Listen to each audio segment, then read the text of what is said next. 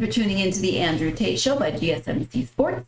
We have a great show for you today. We'll be covering rumors of Dak Prescott going to Miami, the release of the college football playoff schedule, Duke basketball and the SEC, drama surrounding Joey Chestnut and the Nathan's famous hot dog eating contest, and then stick around for segment 5 when we will be talking about a restaurant that has implemented an age restriction with some divisive results. As always, before we start the show, I would like to ask that you like and follow, subscribe to the show. That really does help. In addition, we do get a number of questions that come in during the show. If you go to gsmcpodcast.net, you can leave a tip or a donation that ensures that your question gets at the top of our list, making sure that we see it and can engage with it. Again, that link is gsmcpodcast.net. And Tate, how are you today? Hello, Miss Sarah. Let me get situated here. How are you doing today? I'm okay. I'm weird. Wow, that was a weird little pregnant pause in there. I'm weirdly cold, and you know me, I am never cold. That is kind of weird. Especially because we have like 80-degree weather. Yeah, perfect. It's actually been perfect weather. Beautiful, beautiful weather, but I am currently wearing giant fluffy Christmas socks. That is nuts. That's nuts. Okay. Fortunately, you can't see my giant fluffy Christmas socks on camera, so we don't have to worry about that. How are you? I'm good. I'm a little, it's been a long week, and you get a little tired sometimes. This is me. I'm not at my peak today, but I'm doing it. It's only Wednesday, and it has been a long week. I agree. It does feel like today should be like Thursday or Friday to me. Or next week? You just want to scrap the whole week. I just feel like we've been so much through this week that it's already next week. I don't know. I'm in the future. I love it. Let's go ahead and talk about our first segment as I get set up. In the midst of NFL rumor season, a particularly captivating speculation has emerged. Dak Prescott, the seasoned quarterback of the Dallas Cowboys, might become the future signal caller for the Miami Dolphins. This intriguing idea comes against the backdrop of contrasting trajectories for the two franchises. The Cowboys, despite assembling a roster brimming with talent, have consistently fallen short of their championship aspirations, not reaching the NFC Championship game or securing a Super Bowl since 1995. Prescott, who has been pivotal for Dallas, has shown during the regular season but faltered in the playoffs. With his contract set to expire after the upcoming season, speculation about his departure is gaining momentum.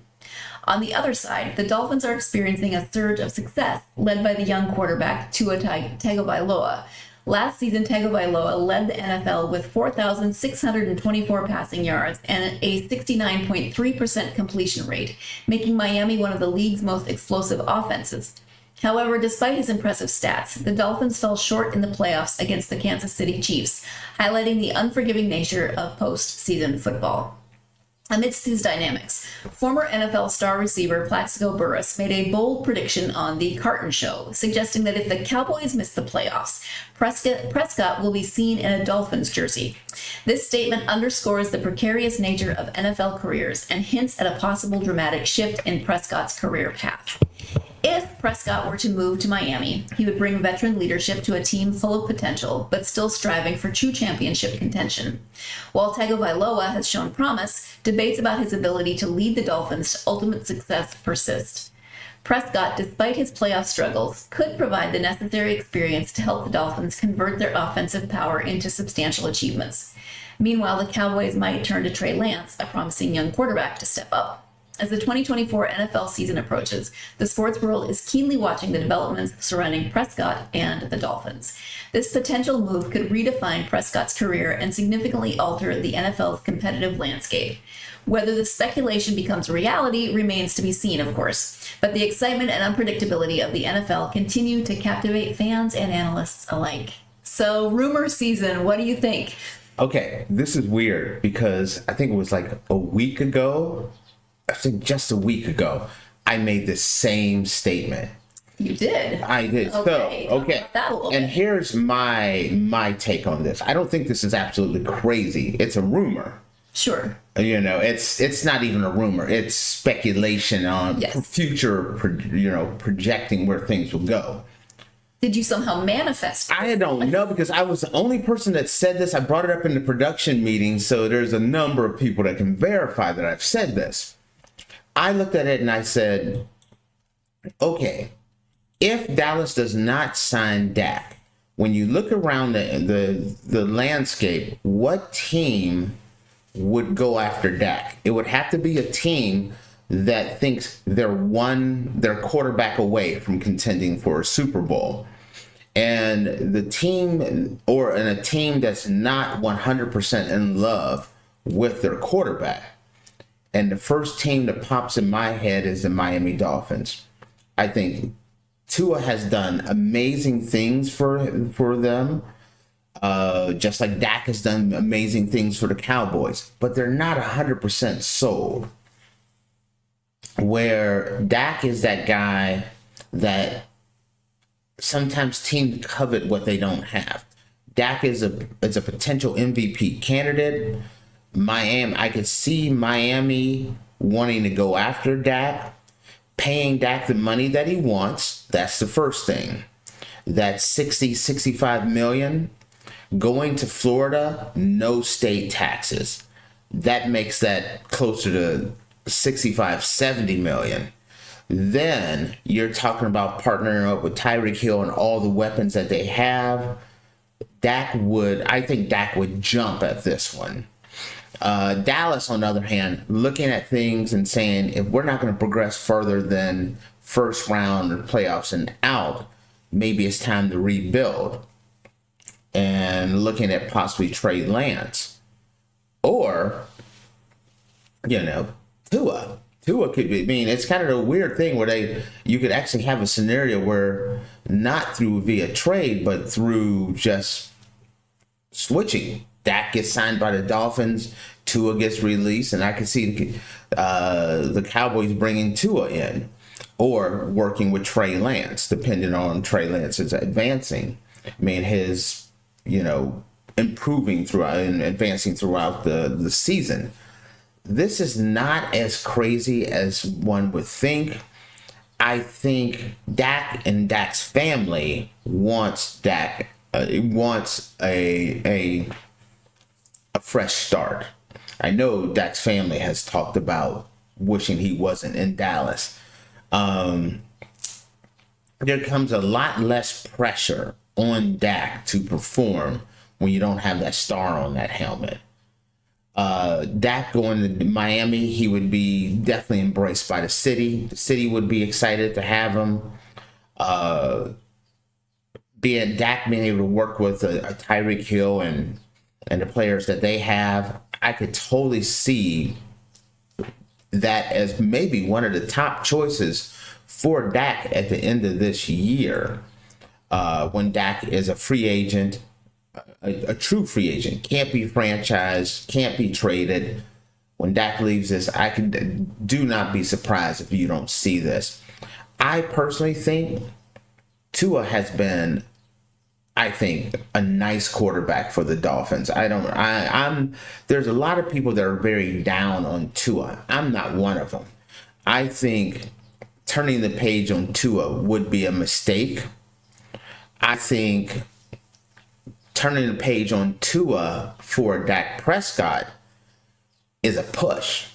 I think Tua's numbers and what Tua's done has been on par with what Dak has done as well, except for Tua's younger. And so I personally, if I'm the Dolphins, I would not go that route, but I know a lot of people that are Dolphin fans would say it would be an improvement. And, you're talking about bringing Dak in. One thing people don't think about when you talk about bringing in Dak is there's going to be, in order to sign Dak, it is going to be a massive contract. And when you're talking about signing a quarterback for 65 million, what he's going to get on the free agent market, there's going to be players that are going to have to part ways with over the next couple of seasons. And so when people start thinking about, oh, Dak coming to Miami, or at the end of the year, where's Dak going to land? There's going to have to be a situation where there is cap room, but bracing for players to go. And so it's gonna be interesting to see what happens. But this is too early to be like, oh, this is a concern. But it is something to keep an eye out on, because I do think it is a strong possibility at the end of this year that the Dolphins don't make a move for Dak. So let me ask you a question. So it sounds like Tua and Dak both maybe struggle a little bit in the offseason. So I mean, talking about the playoffs, yes. I understand what you're so why would you want to replace your younger, less expensive quarterback with an older, more expensive quarterback? Well, is that a concern or consideration? Tua's younger, but Tua has the issue with Tua isn't really his play. Last year, it's been his health. Last year, Tua was very healthy, but the year before that, yes, many people speculated if Tua got another head injury, it may be time for Tua to retire, even though he's young. The head injuries is what makes everyone very leery about Tua.